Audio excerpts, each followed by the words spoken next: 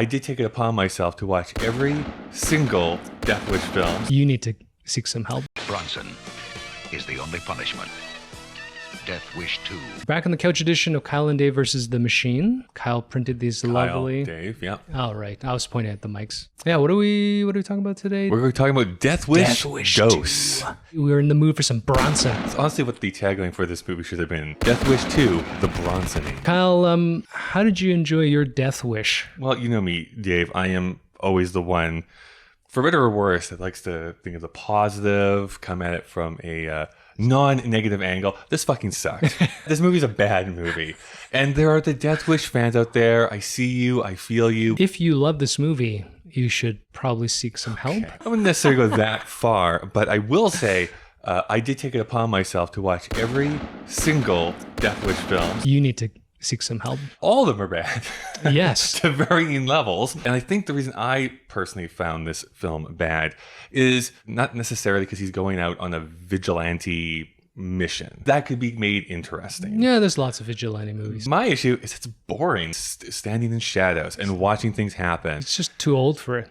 Well, he's like 50-something in this movie, and he made 3 more. Into his 70s, he made these movies. My favorite part of this movie, though, is stunt coordinator who jumps off the tall buildings and stuff. The tall building, where he's like, "That's not Bronson," and then Bronson jumps back up. And it's got a really unnecessary, brutal rape scene that was added in by the sadistic director.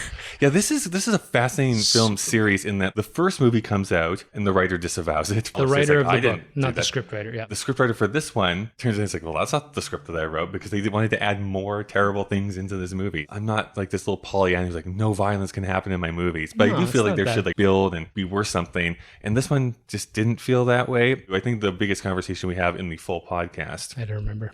I know you don't remember because I was like literally 2 months ago. No, this is fresh. This is fresh content. We just watched it. Charles Bronson has a very specific set of skills, and very much like Clint Eastwood. Great. When you force him to be like, you have to emote, you have to be like, like super sad, and like, it just doesn't work. That's not what Charles Bronson does best. Kind of this amalgamation of things that I just didn't think built up or really worked all that well. Him pretending to be a doctor and getting into like the asylum. Yeah, what the hell was that? If you want to see Charles Bronson do Charles Bronson at his best, we watched Red Son. Yeah, Red Son. And he's okay in that. Because he just like gets punched in the face a lot, and you're like, he probably takes a good punch. Like Magnificent Seven or whatever it is you want to watch. Where like, he also gets punched in the face. And if you punch Charles Bronson in the face, he's going to smile at you. Because nothing can get through that leathery exterior. No, that's my Charles Bronson. I mean, I think it's nice that he married, I don't remember the actress' name, and she appears in all of his films. She stands out. Like, why is she in this movie? Right.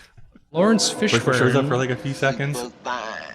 The story doesn't make any sense, and it's shot poorly. The action's boring, and it sucked. We didn't like it. I had very hard time finding any positive things to say, although I do my best to try and do some positives. It's pathetic. I feel like we're setting ourselves up for a death wish in the comment section. But there are a lot of fans, and they're probably the type of people on YouTube. So listen, we're we fucked. go into so much more detail in the podcast itself. So if you want to get really mad at us, go and listen to that. We do take some time and go through the backstory and stuff. Because there are some fascinating things as far as like how this movie even got made. It was like an 8-year break between this and the first one. So I feel like the fascinating story is the first movie, just from how it's written in the book, how it's developed into film. Yeah.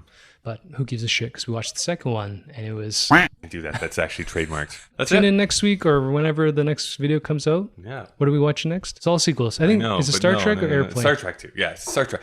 Wrath of Khan. We had a death wish, and now we're going to go to get some wrath. Where the hell were you guys? Giving out parking tickets?